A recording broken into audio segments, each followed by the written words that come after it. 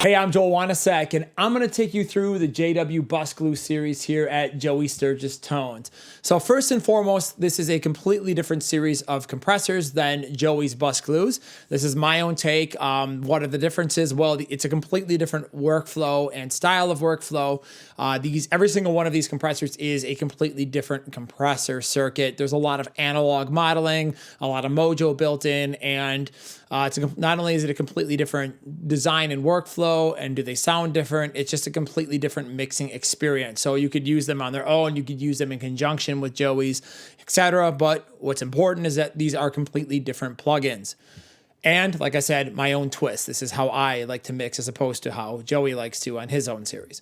Okay, so Bus Glue here, JW series, has 6 compressors. We have the mix compressor, which you would put on your mix bus.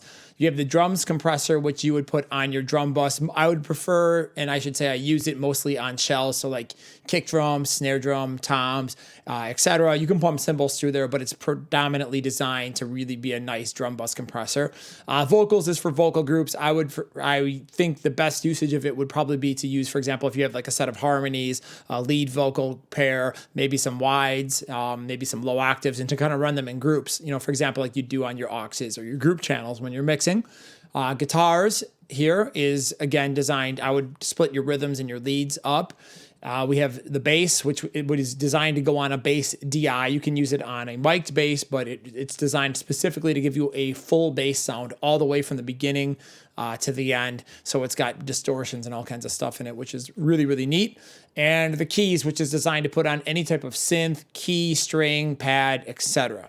Okay, so let's take a look at the design philosophy. So for me, I design these with speed in mind, meaning I want to be able to mix as fast as possible and get my dynamics under control so I can focus on what's really important in a song, and that is getting the song to really come to life. So I'd rather spend a lot of time on EQ, balance, automation, bringing the emotion out of the track, trying to get the track to gel and glue, and not so much time sitting there worrying about, does a 20 millisecond attack on this kick drum sound any better than a 25 or maybe a 30 or, maybe I like 50 today. I don't know.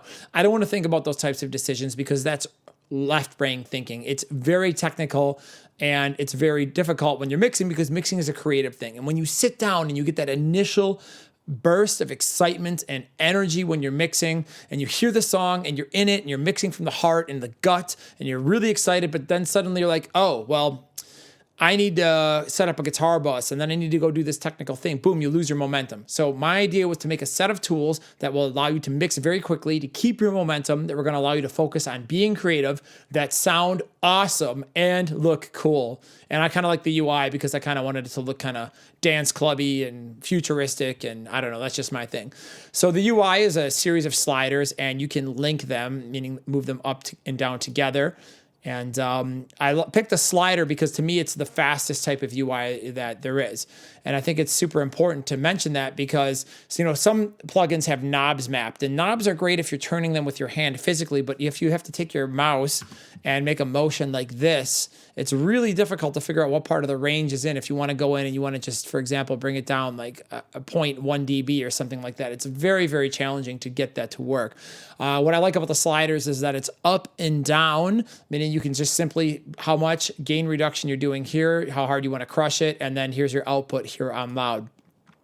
Bus Glue JW also has a lot of button-based stuff. So, for example, like the small time button or, the type of drum bus compressor, bass position in the kick, chug slang, etc.